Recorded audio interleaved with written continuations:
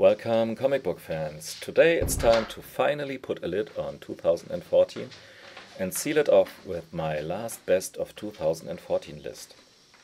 In this video I want to show you my favorite books that are not science fiction, don't deal with superheroes or crime or horror, but first and foremost with life in itself. Life and love and all the stuff that you may call the real life. Biographic comics in various fashion, in part even autobiographic. Starting with an honorable mention, Bumperhead from Gilbert Hernandez. A biography of this kid beginning from his early childhood until his old age. Starts with very well observed scenes, very similar to its predecessor Marble Season, but the story is too rushed in the end. When this boy reached his 20s, Gilbert seemed to have lost interest in his character and let him turn into a complete slacker. Maybe douchebag is too hard, but at any rate a not very likable and one-dimensional character. So now to my top 10. On 10, Paul Pope, Escapo.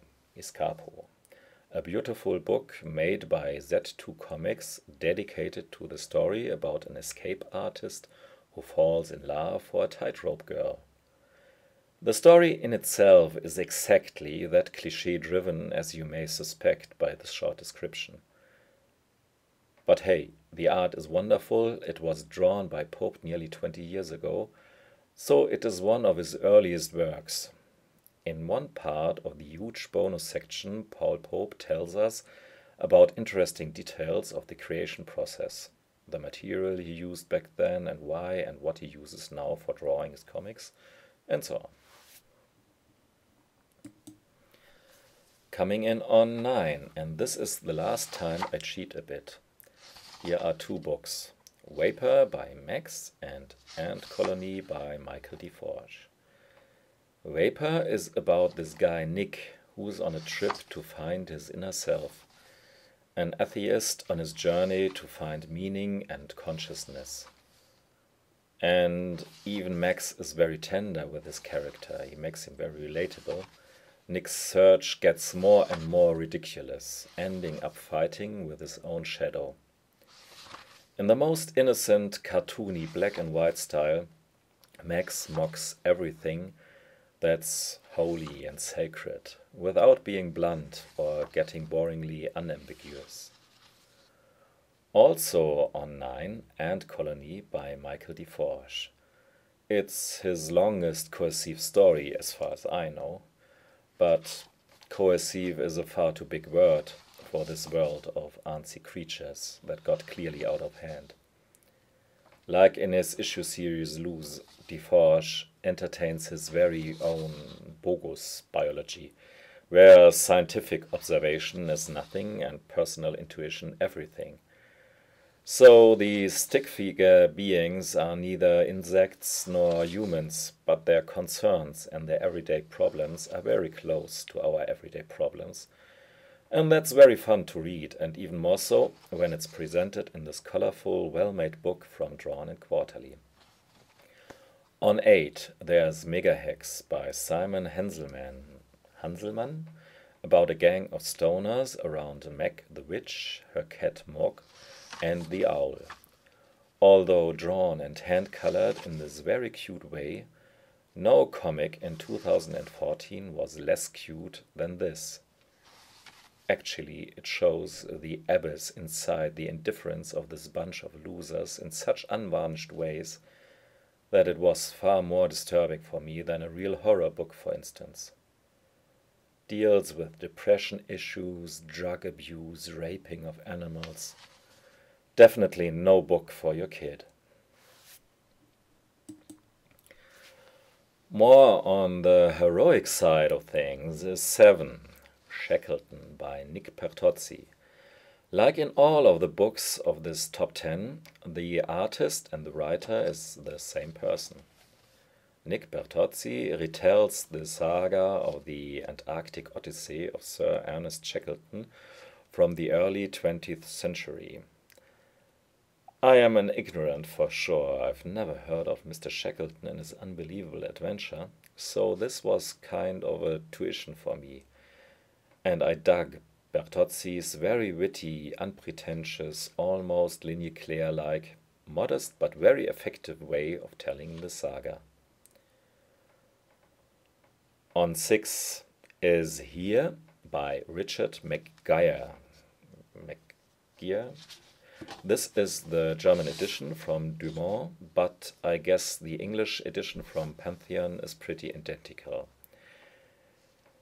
25 years ago, McGuire published a 6-page story in Art Spiegelman's Raw, where he developed the biography of a place, one piece of the world with all the life rushing through it like ghosts.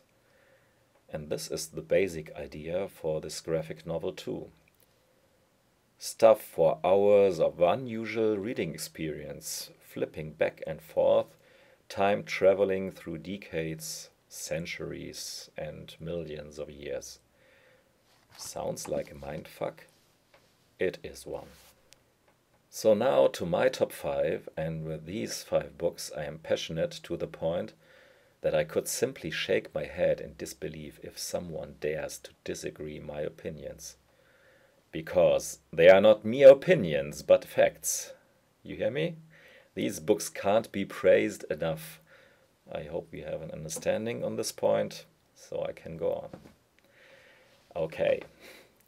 Coming in on 5, it's the godfather of alternative comics himself, Mr. Charles Burns, with Sugar Skull, concluding his trilogy around Doug that he started with X'd Out and continued with The Hive.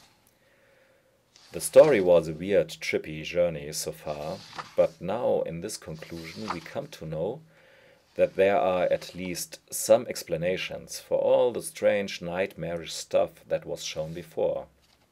It becomes clear that, for an example, the disturbing imagery of the hive is exactly on the point the consequence of the inability of the main character to cope with the real life and to do the right decisions in his life. On 4, it's Special Exits by Joyce Farmer. Joyce Farmer worked over 10 years on this memoir for her parents, even if she gave them other names in the story. It's quite obvious that all these observations and poignant details of the everyday life of an old couple could only be made when you're being confronted with all the fragility of life that comes to its end. We accompany this elderly couple on the last years of their lives, see how they have to deal with the countless impertinences of aging without shying away of any awkwardness. Special Exits is very touching and emotional gripping, though it always maintains an unsentimental, clear eye. It's beautiful and it's sad, beyond words, like the comedy and tragedy of our human being on this earth. A much more light-hearted book, even though a bit melancholic, is It Never Happened Again, with 2 stories from Sam Alden. This is a small, unpretentious book, drawn in the most unpretentious way, just with broad pencil strokes.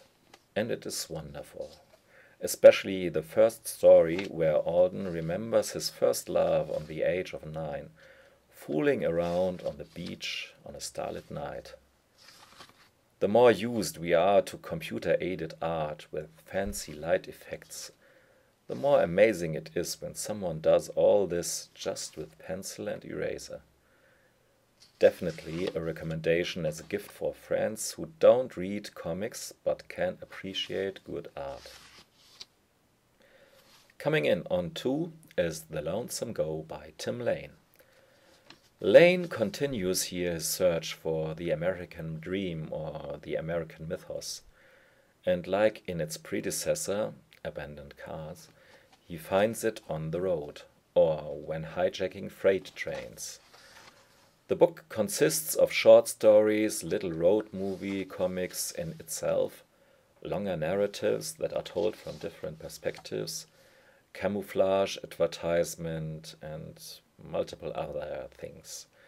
The main theme of the Lonesome Go is exactly what its title suggests: being lonely and on the way, on the vast American spaces, I might add. Think of a melding of Jack Kerouac and Robert Crumb, and you might get the idea of this dense and, in a positive way, exhausting book. So, now to number 1, The Love Bunglers by Jaime Hernandez. One of the most recent editions of the Love and Rockets universe, presented in this luscious, oversized hardcover. This is exactly the story arc I raved already upon in my very first panellogy episode, and I started more or less my channel for good reasons with that storyline. Because if there ever was a comic that tears your heart out of your chest, shreds it into pieces, glues it back together, and stuffs it in your chest again so that you can smile and cry at the same time, it's this one. It's the epitome of my long-lasting love for Love and Rockets, but I'm very sure that it will give you a great reading pleasure even if it's your first Love and Rockets book. You will certainly want to read at least all the Jaime Hernandez stuff afterwards, provided you're a human being.